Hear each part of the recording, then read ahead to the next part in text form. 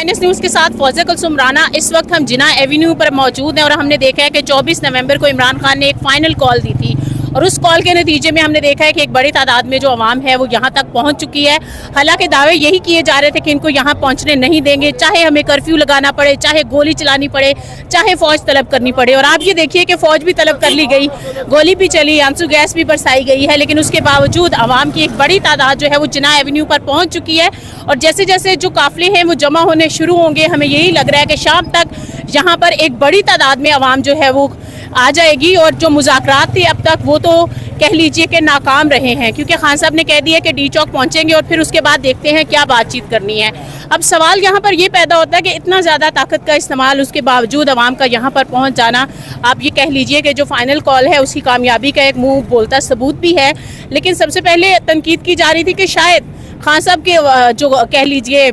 एहतजाज करने वाली अवाम थी, उन्होंने तो शायद इस्लामाबाद बंद नहीं किया, लेकिन हुकूमत ने खुद ही इस्लामाबाद बंद कर दिया। तो अभी ये देख लीजिए कि चाहे पीटीआई के लोगों के डर से इस्लामाबाद बंद किया गया था या उनके आने के डर से बंद किया गया था, अभी तो वो दोनों खौफ जो हैं वो एक साइड पर रह गए हैं। हमें अवाम यहाँ नज़र आ रही है और उन्होंने इमरान खान के पोस्टर्स वगैरह उठाए हुए हैं और वो यही कह रहे हैं कि जब हमने वोट इमरान खान को दिया था तो हुकूमत किसी और की कैसे बन गई। और जो पीटीआई के 4 बुनियादी मुतालबात हैं, कहा यही जा रहा है कि खान साहब ने कहा जब तक उन पर अमल दरामद नहीं होगा, सियासी कैदी और तमाम खवातीन समेत बाकी लोग जो कैद में हैं इस वक्त उनको रिहा नहीं किया जाएगा। मैंडेट जो चोरी किया गया है उसकी वापसी और जो बेजा लोगों पर केस बनाए गए हैं, 780 को मजाक बना लिया गया कि हर किसी पर ये दफ़ा लगा दी जाती है। तो जब तक ये सारी चीज़ें ख़त्म नहीं की जाती हैं तो हमारा जो पुरअमन ये एहतजाज है ये मुंतशिर नहीं होगा, लोग अपने घरों को वापस नहीं जाएंगे। अब देखते हैं, पहले तो हुकूमत यही चाह रही थी और यही सोच रही थी कि शायद ये जिना एवेन्यू या डी चौक तक नहीं पहुँच